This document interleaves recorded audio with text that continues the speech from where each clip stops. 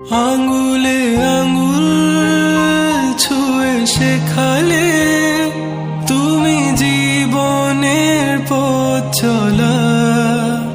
নিজে না খেয়ে তুমি খাওয়ালে, শেখালে কথা বলা।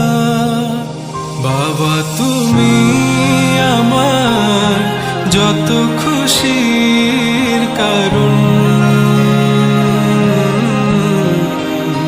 বলো তোমার মতো করবে কে শাসন। বাবা তুমি আমার বেঁচে থাকার কারণ।